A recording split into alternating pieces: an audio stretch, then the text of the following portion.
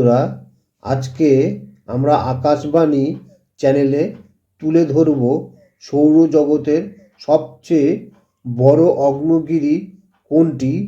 আকারে এভারেস্টকেও হার মানিয়ে 2.5 গুণ বড় সেই অগ্নিগিরি। তাহলে চলুন জেনে নেওয়া যাক তার আকৃতি প্রকৃতি এবং সে এত বড় কেন। জগতের সবচাইতে বড় অগ্নিগিরি আকারে এভারেস্টের চেয়েও 2.5 গুণ বড়। পৃথিবীর সবচেয়ে বড় অগ্নিগিরি অনেকেই জানেন, কিন্তু সৌরমণ্ডলে সবচেয়ে বড় অগ্নিগিরি কি পৃথিবীতেই রয়েছে নাকি অন্য কোথাও, যা এভারেস্টের চেয়েও 2.5 গুণ বড়? সৌরমণ্ডল সূর্যের চারধারে প্রদক্ষিণ করতে থাকা গ্রহ এবং তাদের উপগ্রহদের একটি সার্বিক চেহারা বটে। এই সৌরমণ্ডলে যে গ্রহগুলি রয়েছে তারা একটি অবশ্যই পৃথিবী। পৃথিবীর বুকে অনেক অগ্নিগিরি রয়েছে। প্রশ্ন হলো, সৌরমণ্ডলে সবচেয়ে বড় অগ্নিগিরি কি পৃথিবীতেই রয়েছে নাকি অন্য কোনো গ্রহ বা উপগ্রহের ভিতরে রয়েছে? আমাদের শুক্র গ্রহেও প্রচুর অগ্নিগিরি রয়েছে। বৃহস্পতি গ্রহের উপগ্রহে আয়ও পুরোটাই প্রায় অগ্নিগিরিতে ভরা।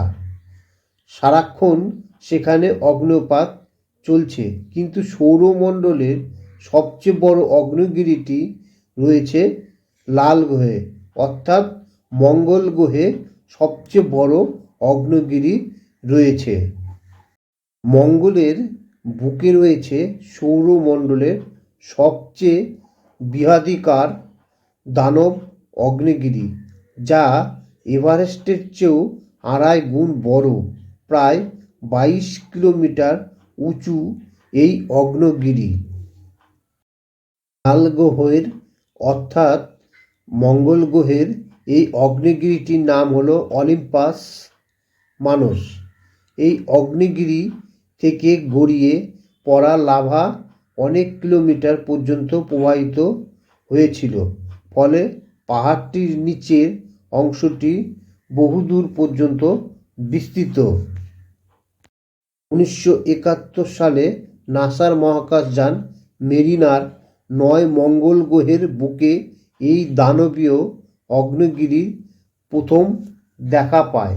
তারপর ক্রমে সেই অগ্নিগিরি নানা সত্য ও তথ্য সংগ্রহ করেছেন বিজ্ঞানীরা মনে করেন কোটি কোটি বছর আগে এক সময় মঙ্গল গ্রহে বরফের যে স্তর ছিল তার একটা অংশ গলে যায়। এই অলিম্পাস মানস এর অতিরিক্ত তাপমাত্রার লাভার গরমে সেই সময় ভূমিধসও হয়, যার নিদর্শন বিজ্ঞানীরা পেয়েছেন মঙ্গল গ্রহ থেকে।